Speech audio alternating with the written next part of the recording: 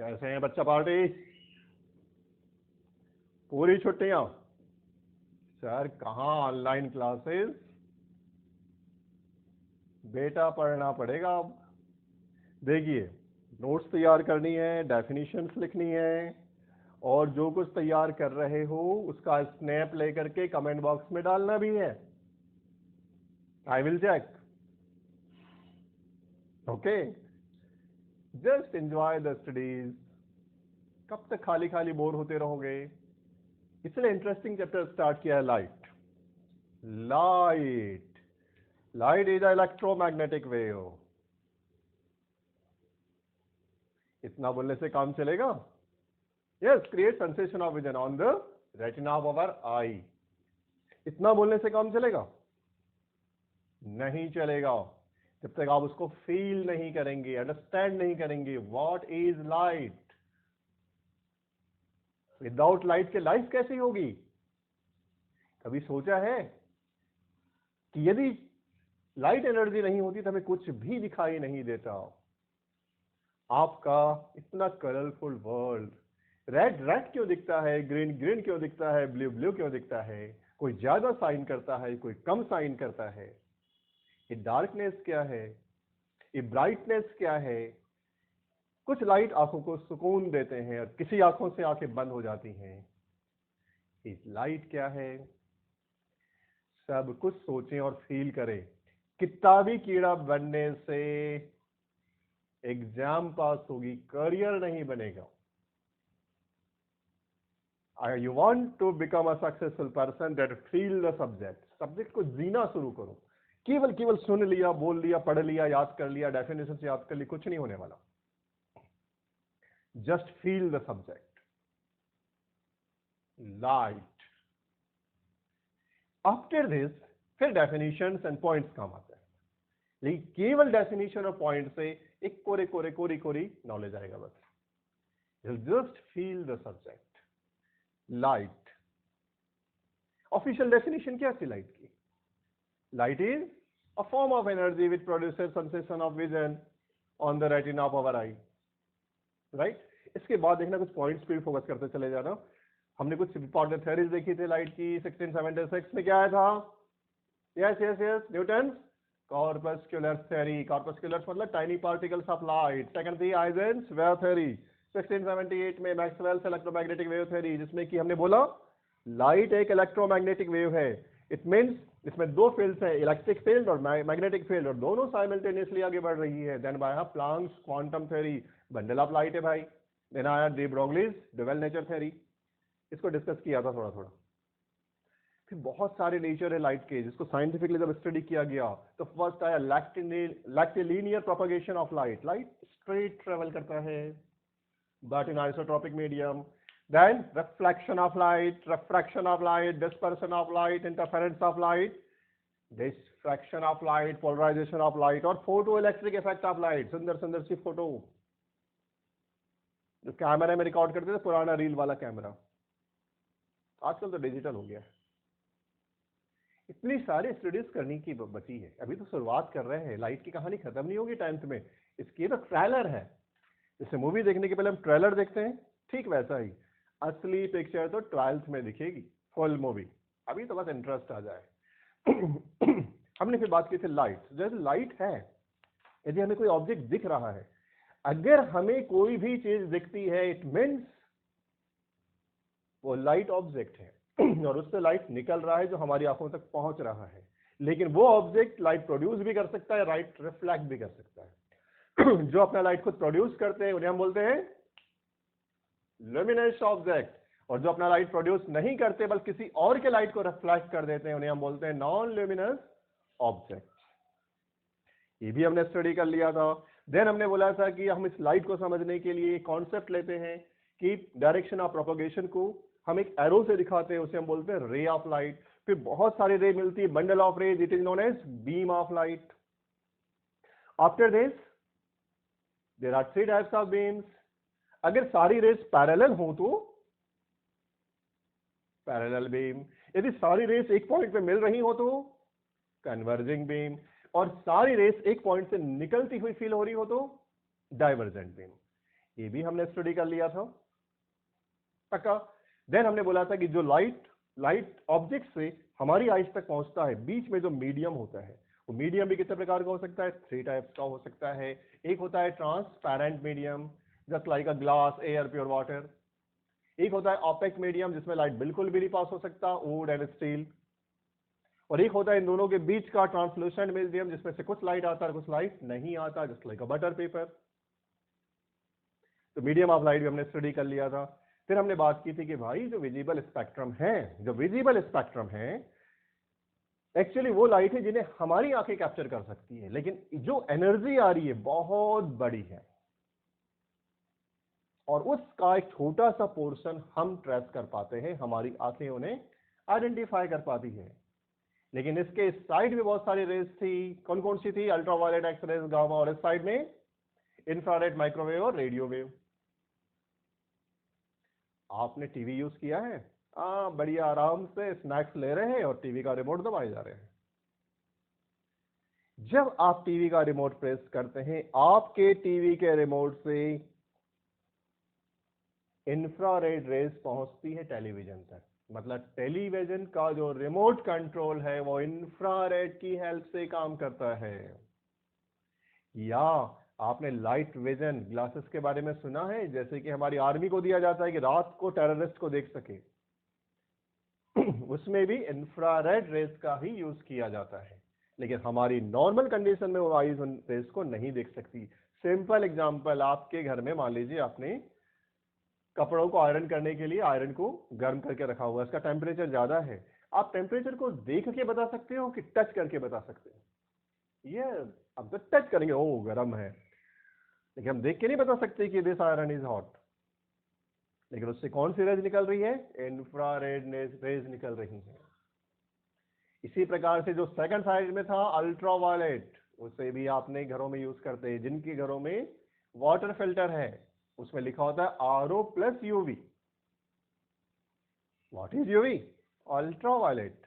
ये रेडिएशन क्या करते हैं? एक ग्लास का ट्यूब होता है जिसमें अल्ट्रावायलेट बल्ब लगा दिया जाता है, उससे वाटर पास होता है। जब वाटर पास होता है तो उसके अंदर जो बैक्टीरिया और वायरसेस होते हैं वो किल हो जाते हैं, उनको डिस्ट्रॉय कर देता है। दैट्स व्हाई ऐसे वाटर प्यूरिफायर के ऊपर लिखा होता है यूवी, मतलब अल्ट्रावायलेट रेस के थ्रू ट्रीटमेंट किया गया वाटर। ये नॉर्मल माना जाता है कि 20 मिनट्स पानी को बॉईल करने पे जितना क्लीन होता है, उतना यूवी रेडिएशन के थ्रू पास करने पे उतना ही क्लीन हो जाता है। तो हम ये सब नहीं देख पाते, हम यूवी रेज नहीं देख पाते, हम इंफ्रारेड नहीं देख पाते, इधर तो दोनों साइड के नहीं देख पाते। हम देख पाते हैं केवल 400 नैनोमीटर से 700 नैनोमीटर के बीच की रेज, जिसे हमने बोला था विजिबल स्पेक्ट्रम या विजिबल लाइट। ये भी हम स्टडी कर चुके हैं। आफ्टर दिस हमने क्या देखा था?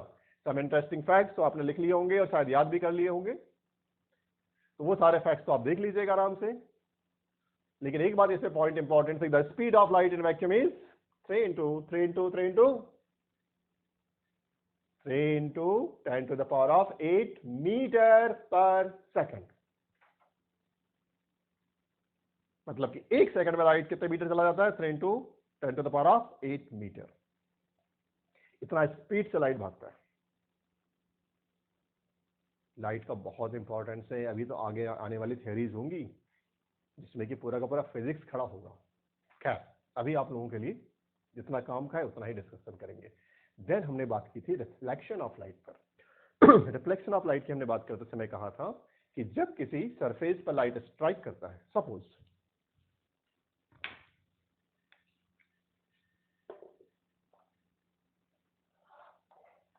This is a surface,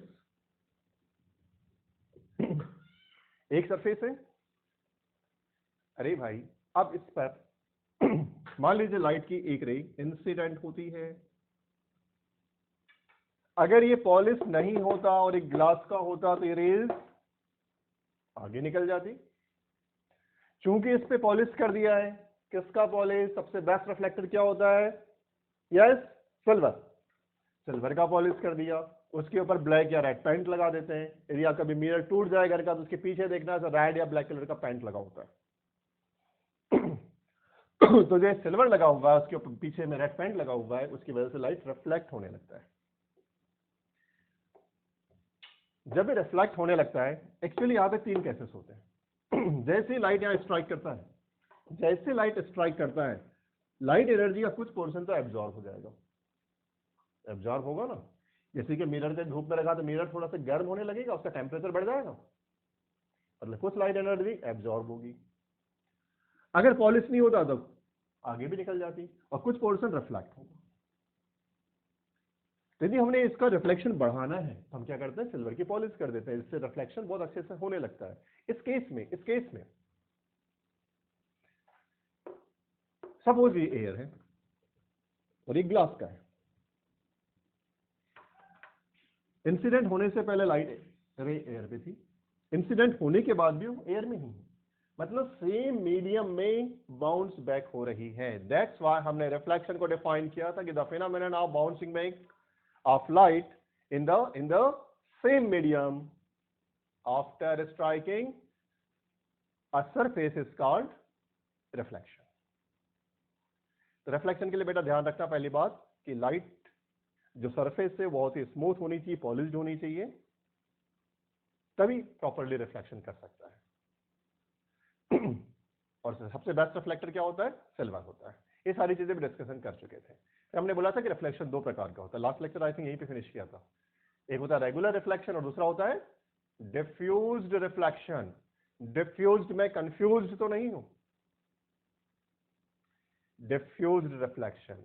regular reflection में क्या होता था, लाइट रेज आती थी, स्ट्राइक करती थी और सेम डायरेक्शन में वापस प्रोपोगेट करती थी। आप देखें लाइट रेज यहां पैरेलल है तो यहां भी आपस में पैरेलल है, सारी लाइट रेज का डायरेक्शन सेम है।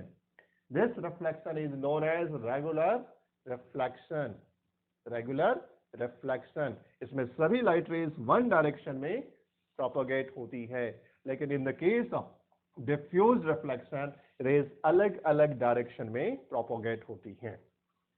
इतना हम डिस्कस कर चुके हैं। नाउ अब कुछ नए कॉन्सेप्ट पे हमको चलना है। रेडी? तो बेटा देखो, एक तो मैंने आपको ऑब्जेक्ट दिया था, लाइट ऑब्जेक्ट। ये वर्ड बार बार आएगा, जब भी आप लाइट पढ़ेंगे बार बार वर्ड आएगा लाइट ऑब्जेक्ट, लाइट ऑब्जेक्ट, या उसको डायरेक्टली शॉर्टकट बोला जाता है object. What is object? Anything which gives out light, जो हमें लाइट देता है उसे हम क्या बोलते हैं, लाइट ऑब्जेक्ट। 2 प्रकार के होते थे, ल्यूमिनस और non luminous. Next word is image. बार बार इमेज बन रही है। What is image? How to define image? It is an optical appearance. Image is a optical appearance produced when light ray are reflected from a mirror. जब light रे किसी mirror से reflect होती है, उस समय जो ऑप्टिकल अपीयरेंस होता है वो क्या कहलाती है, इमेज। इमेज हम 2 कैटेगरी में डिवाइड कर सकते हैं, एक होती है real image, second is virtual image. First is real image and second is virtual image. अब दोनों में अंतर क्या है? देखो बेटा, जो रियल इमेज है ना, जब लाइट रिफ्लेक्ट होगा और कहीं जाके आपस में मिलेगा वहां बनेगी। मतलब रियल इमेज रिफ्लेक्टेड रेज की वजह से बनती है, लेकिन जो वर्चुअल इमेज होती है उसमें ऐसा नहीं होता, उसमें रियल रेज नहीं मिलती हैं, रिफ्लेक्टेड रेज आपस में नहीं मिलती हैं, हम मान लेते हैं कि मिलती हैं, इसलिए वर्चुअल कहलाती है। तो how to define the real image? Real image, the image which can be obtained on a screen is called real image. Real image को हम स्क्रीन पर ऑब्टेन कर सकते हैं, जस्ट लाइक मूवी का जो प्रोजेक्टर होता है या क्लासरूम में प्रोजेक्टर्स होते हैं, तो उसकी इमेज स्क्रीन पे प्रोजेक्ट की जा सकती है। तो कैसी इमेज हुई? Real image. यह हमेशा इन्वर्टेड होती है। जब रियल इमेज बनती है वो हमेशा इन्वर्टेड होती है, उसके बाद उसको सीधा कर लिया जाता है। इवन हमारी आईज में भी जो इमेज बनती है रेटिना पे, वो इन्वर्टेड होती है। एक्चुअली क्या होता है, रेटिना पे प्रोजेक्शन होता है और रेटिना पे इमेज प्रोजेक्ट होती है। यहाँ पे रेटिना पे जो बनती है इन्वर्टेड होती है, ब्रेन उसको प्रोसेस करके सीधा दिखाई देता है। अगर ये प्रोसेस रुक जाए तो आपको सारी दुनिया इन्वर्टेड, उल्टी दिखाई देने लगेगी। जब भी हम इन्वर्टेड बोलते हैं एज कंपेयर टू ऑब्जेक्ट, यदि ऑब्जेक्ट सीधा है, जैसे कि ये मार्कर यदि सीधा है तो इसकी इमेज ऐसे इन्वर्टेड। ओके, अगर होगा virtual image which cannot be obtained on a screen is called virtual image. Virtual image can be seen only by looking into a mirror or a lens. जो virtual image होती है ना, उसको हम कभी screen पे इमेजिन नहीं कर सकते, स्क्रीन पे प्रोजेक्ट नहीं कर सकते, और स्क्रीन पे कभी नहीं आएगी। हाँ, उसे मिरर के सामने लेंस के थ्रू देख सकते हैं। जैसे कि आप अपने ड्रेसिंग टेबल के मिरर के सामने खड़े होते हैं, आपको अंदर दिखाई देता है, वो वर्चुअल इमेज है। अंदर कुछ भी नहीं है, आप मिरर के अंदर जाएंगे तो कोशिश करेंगे, वो केवल कहानियों में होता है, मूवीज में होता है कि कोई मिरर के अंदर चला गया। एक्चुअली में ऐसा नहीं होता है, आप उसके अंदर नहीं जा सकते। वो एक वर्चुअल वर्ड है। वर्चुअल मतलब एग्जिस्टेंस विदाउट एग्जिस्टेंस, जो नहीं है। एक बात और ध्यान रखना, रियल इमेज हमेशा इन्वर्टेड थी और वर्चुअल इमेज हमेशा इरेक्ट होगी, सीधी होगी। अगर मार्कर को मैं मिरर के सामने देखूं तो मिरर के सामने भी ऐसा ही दिखाई देगा। आप मिरर के सामने खड़े होते हो तो सीधे दिखाई देते हो कि उल्टे दिखाई देते हो? ऐसा होता है, सर नीचे, पांव ऊपर, नहीं होता ना, सीधे सीधे दिखता है सबको। हाँ, जिसकी भी आंखें सही सलामत होगी उसके साथ ऐसा होगा। एक्सेप्शन केस में नहीं बता सकता। ओके, याद है, ठीक है, हमने बात की। अब बात करते हैं मिरर की। देखो बेटा, मिरर वो है जो रिफ्लेक्ट कर सकता है, जो बेस्ट रिफ्लेक्टर है, जिसकी वजह से बहुत ज्यादा रेडिएशन रिफ्लेक्ट होने लगे, वो मिरर बन जाता है। मिरर को हम 3 कैटेगरीज में डिवाइड कर सकते हैं। एक होता है प्लेन मिरर। प्लेन मिरर मतलब आपको बार बार डिवाइड कर रहा हूं मैं, स्क्रीन आपका ड्रेसिंग टेबल का मिरर। एक होता है स्फेरिकल मिरर। स्फेरिकल मिरर का मतलब आप एक ग्लास का बॉल इमेजिन करें और ग्लास के बॉल को हम कट कर दें, एक कटोरी जैसा स्ट्रक्चर कट कर होगा, उसके एक साइड को पॉलिश कर दें अंदर से या बाहर से, तो सेकंड सरफेस क्या होगी, रिफ्लेक्ट करने लगेगी। ये स्फेरिकल मिरर होगा। इसमें 2 कैटेगरीज आएगी, कॉनकेव और कॉन्वेक्स। अभी हम स्टार्ट करने वाले हैं। एक और होता है पैराबोलिक मिरर। पैराबोलिक मतलब एक पैराबोला हो और उसको कट करके मिरर बना है। तो पैराबोलिक मिरर आपके सिलेबस में नहीं है। सबसे अधिक डिस्कशन स्फेरिकल मिरर का, लेकिन पहले हम प्लेन मिरर की स्टडी करेंगे, उसके बाद हम स्फेरिकल मिरर की स्टडी करेंगे। तो नाउ इसका मतलब समझ में आ चुके हैं कि हम क्या करने वाले हैं। लेकिन इसके पहले कि हम मिरर्स को समझें, मिरर क्या करता है, रिफ्लेक्शन करता है। तो रिफ्लेक्शन के बेसिक रूल्स, साइंटिफिक रूल्स की हमको स्टडी करनी पड़ेगी कि बेसिकली रिफ्लेक्शन क्या होता है। ओके, इस डायग्राम को हम इरेज करते हैं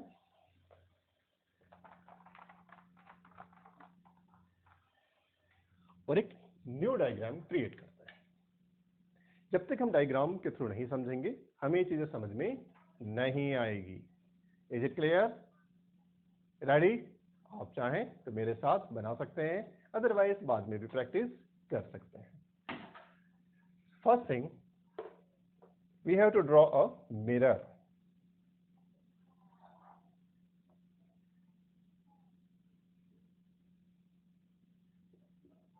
दिस इज मिरर। क्या प्लेन है? That's why plane mirror. एक ग्लास था, इस पर मैंने कोटिंग किया, सिल्वर पॉलिश कर दिया और उसे प्रोटेक्ट करने के लिए रटपेंट लगा दिया। ऐसा इमेजिन करो। हमेशा ध्यान रखना, power of imagination is more powerful than knowledge. Great scientist Albert Einstein का सेंटेंस है, the power of imagination is more powerful than knowledge. Power of imagination, imagination use करो। यहां पे मिरर है भाई, मिरर है, उसको पॉलिश कर दिया। अगर ऐसा नहीं करोगे, बगैर पॉलिश के रेडिएशन कराओगे, नंबर काट देंगे। ठीक है, अब इसके बाद सबसे पहला काम करें, जब मिरर ड्रॉ कर लो, इसमें एक नॉर्मल खींचेंगे। ठीक है, नॉर्मल पता होगा आपको, 90 डिग्री पर, सरफेस से 90 डिग्री पर। सपोज हमने यहां पे एक नॉर्मल लिया। अब ये नॉर्मल हम डिजाइन कर रहे हैं।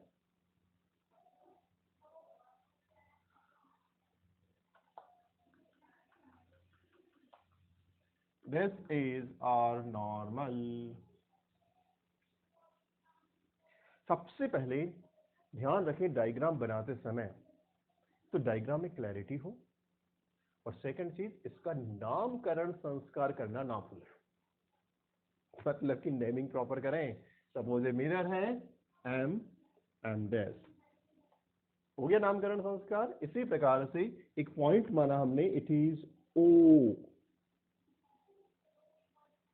और यहां पर इसे ले लिया हमने N, N for normal. Is it clear? इसे हम क्या बोलेंगे, normal. It is point of incident. हम इमेजिन करेंगे कि इस पॉइंट पर एक रे आ रही है, एक रे इंसिडेंट हो रही है, इंसिडेंट हो रही है। सपोज देयर इज रे जो यहां इंसिडेंट हो रही है, it is incident ray.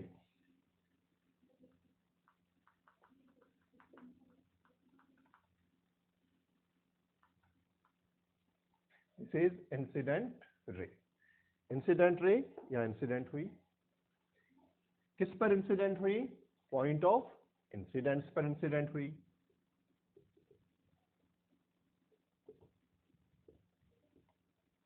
Point of incidence पर इंसिडेंट हुई। आफ्टर दिस ये रिफ्लेक्ट होगी ना, लेकिन उससे पहले angle between normal and incident ray, angle between normal and incident ray is known as angle of incident and denoted by I.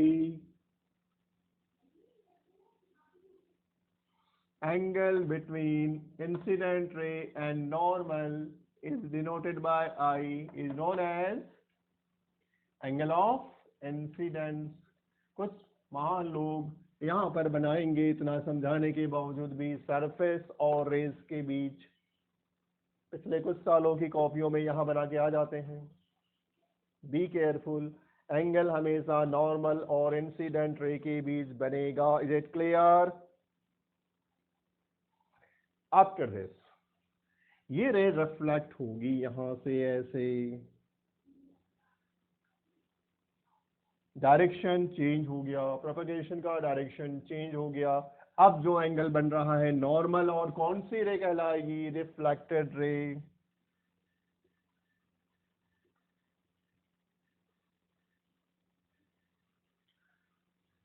Reflected ray और normal के बीच जो एंगल बनेगा, it is known as angle of reflection. पक्की बात? Any doubt? Diagram clear हुआ बनाना। इन raise पर यहां पर एरो लगाना कभी ना भूलें। जब तक आप एरो नहीं बनाएंगे वो रे नहीं कहलाएगी। पूरा डायग्राम सही बनाएंगे तो 2 एरो मत लगाइए, मार्क्स मिलेंगे 0। वैसे भी अभी आप जो प्रिपरेशन कर रहे हैं केवल 10th के लिए नहीं, हम 11th और 12th के लिए बेस बना रहे हैं, और 11th और 12th के बाद हमारे पास बड़े ऑब्जेक्टिव्स हैं, हमें बड़ी बड़ी एग्जाम्स क्रैक करनी है। एक एक पॉइंट संभल के और केयरफुली लीजिए। Okay, point of incidence, normal, incident ray, reflected ray, angle of incidence, angle of reflection. जब आप इतना ड्रॉ कर ले तो अब हम लॉस प्लेस कर रहे हैं। First law is I always equals to R। I always equals to R। I क्या था? Angle of incidence. R क्या था? Angle of reflection. क्या लिखेंगे point number 1? The angle of incidence is always equal to angle of reflection. The law first is angle of incidence always equals to angle of reflection. Point number 2, the incident ray, the reflected ray, and the normal all lies in the same plane. Angle of incidence, angle of reflection, incident ray, reflected ray and normal सभी एक ही plane पर होते हैं। अगर इस board को एक plane मिले तो ऐसे होगा, ऐसा नहीं होगा कि रे यहां से निकलकर ऐसे निकल जाए या यहां से निकलकर ऐसे चली जाए। इसी प्लेन पर ट्रेवल कर रही है, डायरेक्शन चेंज हुआ है पर प्लेन चेंज नहीं हुआ है।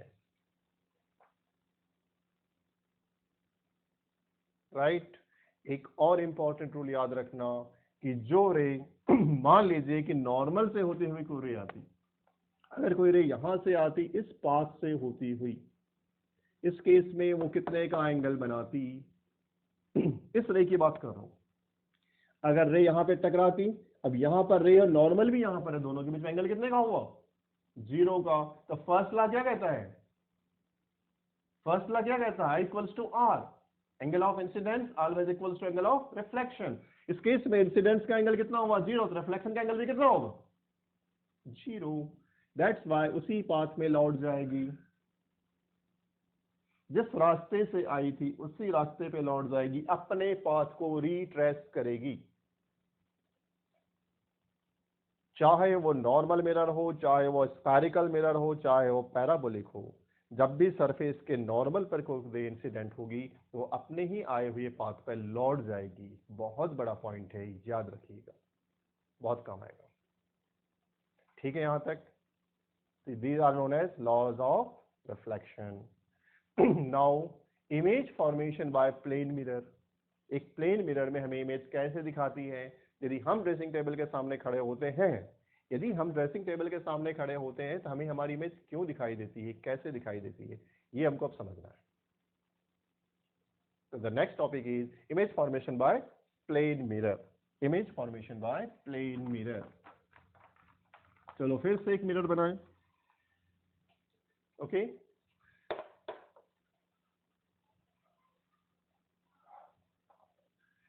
अभी ये मिरर नहीं है, इसको हम पॉलिश करेंगे।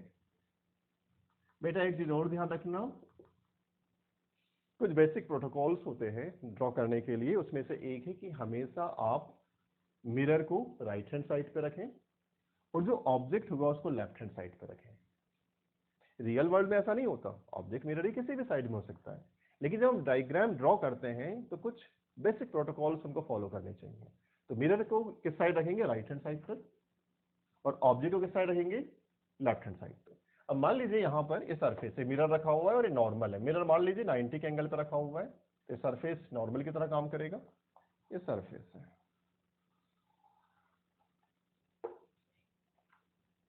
अब यहां पर हम एक ऑब्जेक्ट क्रिएट कर देते हैं।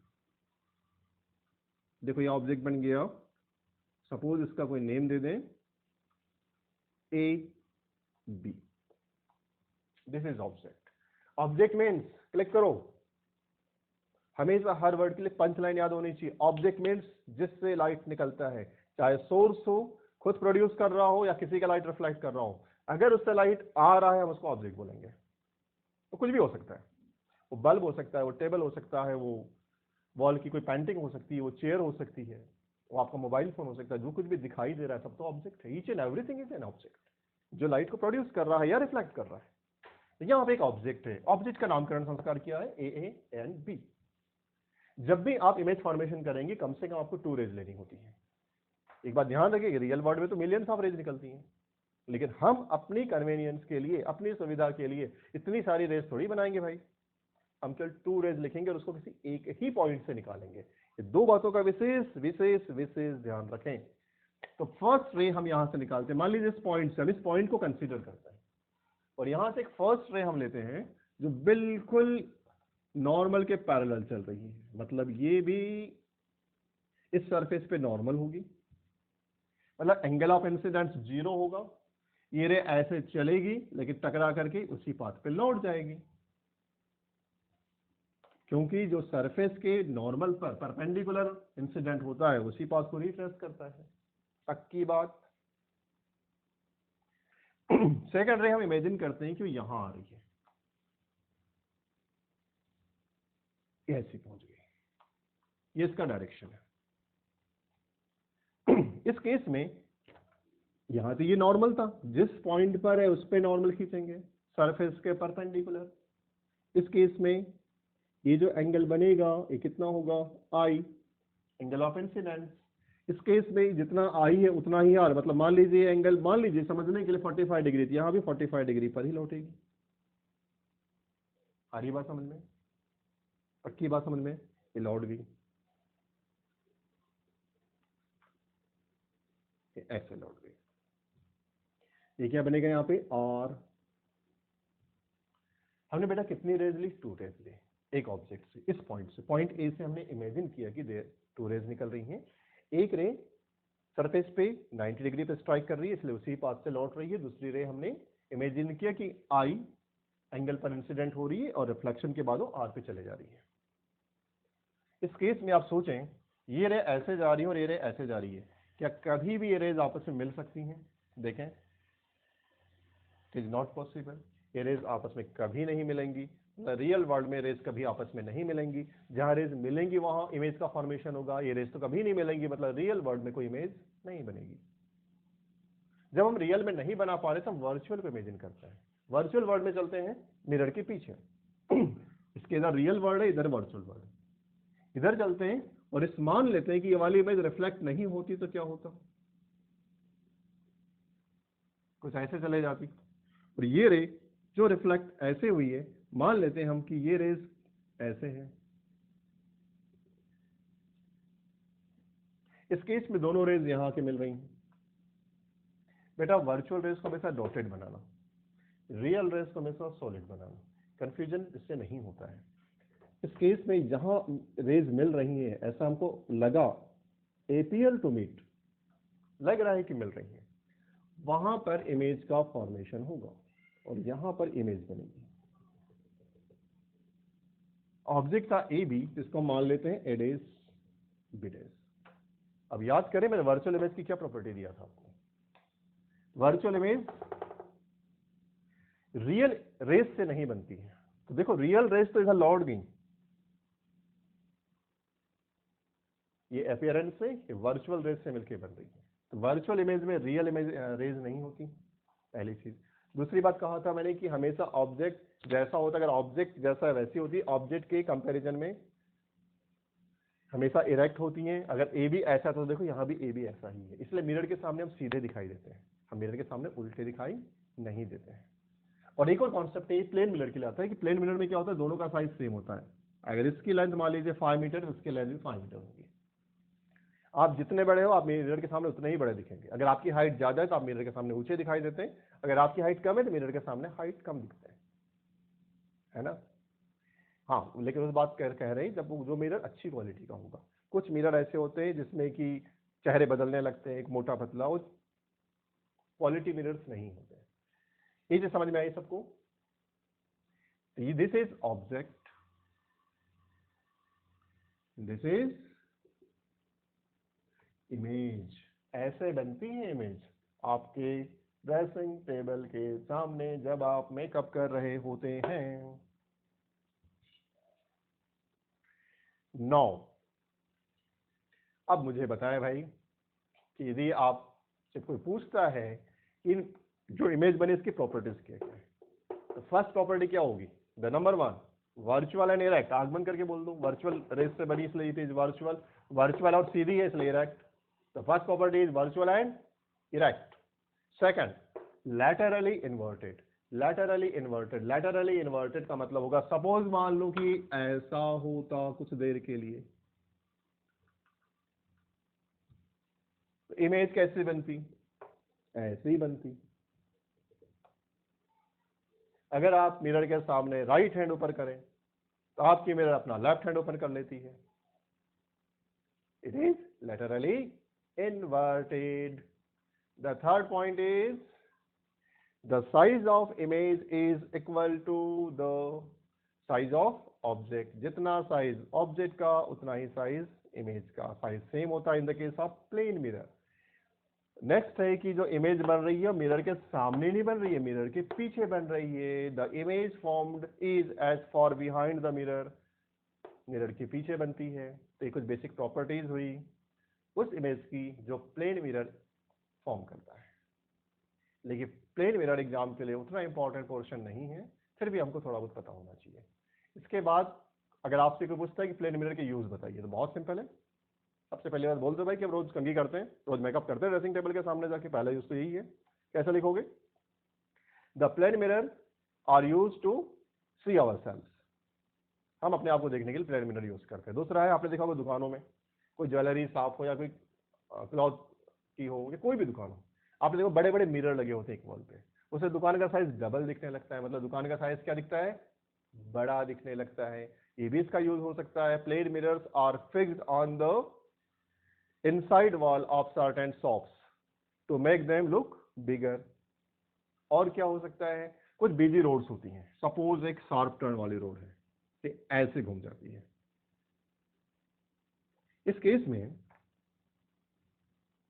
जहां बहुत ज्यादा ट्रैफिक होता है, यहां पर एक प्लेन मिरर फिक्स किया जा सकता है, तो यहां से जो पर्सन आता है उसको इधर क्या दिखाई देने लगता है। ये भी पॉसिबिलिटी है कि हम इसको यूज करें, काफी जगह पे यूज होता है। Plane mirrors are fixed at blind turn of some busy roads so that driver can see the vehicles coming from the other side and prevent accidents. और क्या हो सकता है? हाँ, सबमरीन्स मतलब पनडुब्बियां। सबमरीन्स में ऊपर देखने के लिए यूज किया जाता है एक डिवाइस जिसका नाम है पेरिस्कोप। पेरिस्कोप कुछ ऐसा होता है, ये ऑब्जेक्टिव्स वगैरह में कभी कभार पूछ सकता है, स्पेशली कॉम्पिटिशन्स वगैरह में। पेरिस्कोप कैसा होता है? मान लीजिए एक ऐसा ट्यूब होगा,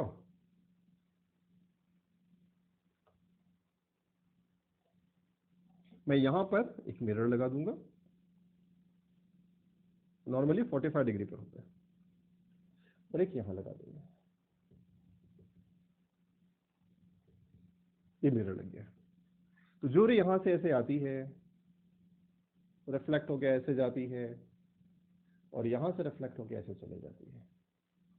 सपोज यहां से कोई पर्सन देख रहा है उसे,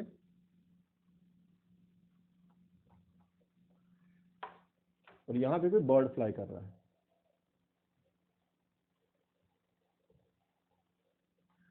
इस पर्सन को बर्ड दिखने लगेगा। अभी क्या होगा? सबमरीन के अंदर है, पानी के अंदर है आप, इनसाइड द वाटर, पानी के अंदर से आप बाहर की चीजों को देख सकते हैं। सबमरीन में पेरिस्कोप यूज किया जाता है। वहां पे क्या यूज किया जाता है? Plane mirror. कुछ पेरिस्कोप में प्रिज्म यूज होता है, लेकिन फिलहाल आप प्लेन मिरर में इसका यूज लिख सकते हैं। ये रहे कुछ प्लेन मिरर के उपयोग। ओके, एकदम क्लियर यहां तक? नो, अब आ रहा है हमारे पास इंपॉर्टेंट कॉन्सेप्ट। प्लेन मिरर के बाद बात करेंगे स्फेरिकल मिरर की। स्फेरिकल मिरर, यहां फिर पावर ऑफ इमेजिनेशन आपको यूज करना है। स्फेरिकल मिरर, आप इमेजिन करिए कि मेरे पास एक ग्लास का बॉल है, मेरे पास एक ग्लास का बॉल है, रिंग नहीं का है, 3D, एक हॉलो बॉल, अंदर से खोखला है, एक हॉलो बॉल है, उसे मैंने कट कर दिया और उसकी किसी एक सरफेस को मैं पॉलिश कर दूं। फॉर एग्जाम्पल, मैंने एक बॉल को काट लिया, एक ग्लास का बॉल है, ऐसा इमेजिन कर लीजिए। Power of imagination is more powerful than knowledge, हमारे दादा आइंस्टाइन जी बोल के गए हैं, ध्यान रखिएगा बाबा। अब दिस इज एक स्फेयर का पार्ट है। अब यदि मैं इसके इनसाइड पॉलिश कर दूं, यहां ये वाली सरफेस लाइट रिफ्लेक्ट करने लगेगी, लेकिन यदि मैं इस साइड से पॉलिश कर दूं तो ये वाली सरफेस लाइट रिफ्लेक्ट करने लगेगी। मतलब एक ही स्फेयर की दो पॉसिबिलिटीज है। यदि मैं इनसाइड पॉलिश करूं तो आउटर सरफेस रिफ्लेक्शन करने लगेगी, या आउटर सरफेस को पॉलिश करूं तो इनर सरफेस रिफ्लेक्शन करने लगेगी। इट मीन्स हम स्फेरिकल मिरर से स्फेरिकल बॉडी से दो प्रकार के मिरर बना सकते हैं। तो how to define spherical mirror? Write down spherical mirror, mirrors whose reflecting surface are curved inward or outward spherically is called spherical mirror. There are two types of spherical mirror. First is concave mirror and second is convex mirror. First is concave mirror and second is convex mirror. Suppose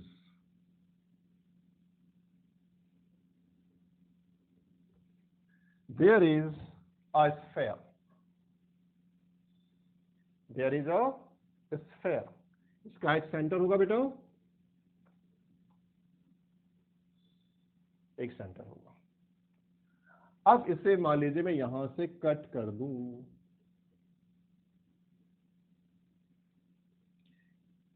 अब इतना portion मैंने cut कर दिया। अब इसके साथ दो possibilities होंगी। पहली पॉसिबिलिटी होगी कि मैं इसे ऐसे रखूं और इसकी आउटर लेयर पे पॉलिश कर दूं।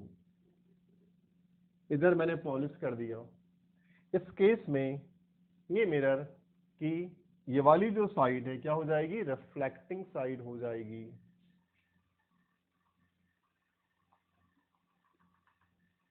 Reflecting side. हमने चूंकि पॉलिश आउटर साइड से किया है तो इनर साइड से लाइट रिफ्लेक्ट होने लगेगा। चूंकि इसकी इनसाइड से, जिस साइड से लाइट रिफ्लेक्ट हो रहा है, अगर आप गौर से देखें, it is just like a cave, एक गुफा के जैसा बन गया है। That's why this mirror is known as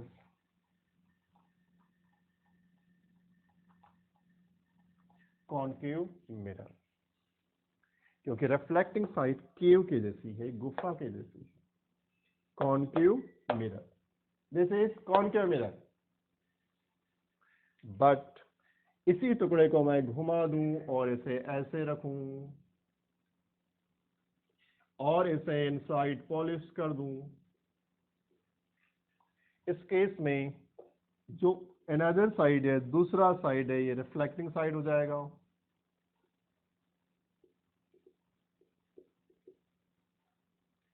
It is known as convex mirror.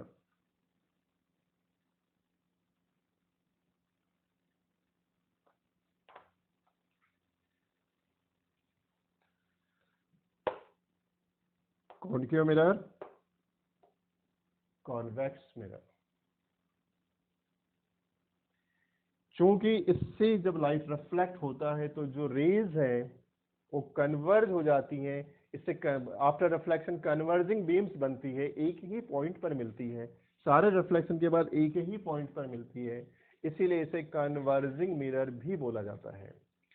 जबकि कॉन्वेक्स मिरर में लाइट चारों तरफ फैल जाता है, क्योंकि इससे निकलने वाली बीम डाइवर्जेंट होती है, इसीलिए इसे डाइवर्जिंग मिरर भी बोला जाता है।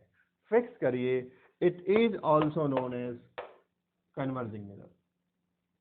तो कॉन्केव मिरर या कन्वर्जिंग मिरर, कॉन्केव मिरर या converging mirror, and second is convex mirror या डाइवर्जिंग मिरर। लेकिन दोनों ही किससे मिलकर बन रहे हैं, स्फीयर से मिलकर बन रहे हैं। एकदम क्लियर हो रहा है। इसके बाद से टेक्निकल टर्मिनोलॉजी स्टार्ट करेंगे। उसके पहले हमने स्फीयर को काटा और उससे दो प्रकार के मिरर बनाए, converging mirror and diverging mirror. आराम से, बहुत कूल हो के समझें, साइंस बहुत आसान है। जहां समझ में ना आए थोड़ा रुकना, रिपीट करके देख लेना, और जो भी डाउट होगा मुझे कमेंट करिएगा। हम केवल 10th के लिए नहीं पढ़ रहे हैं, हम 10th के बाद 11th और 12th के बेसिक्स तैयार कर रहे हैं, और उसके बाद हमारी नजर कॉम्पिटिशन्स पर है। पक्का? एक तो कितना फायदा है आप लोगों को, क्लासरूम में तो ऐसा होता नहीं। अभी तो आपके पास वीडियोस आ रहे हैं, जब चाहे सर रिपीट करो, थोड़ा सा पीछे गया सर रिपीट करने लगे, सर रुक जाओ, सर को रोक लिया, सर चलिए शुरू हो जाइए, आपके सर शुरू हो गए। टेक एडवांटेज भाई।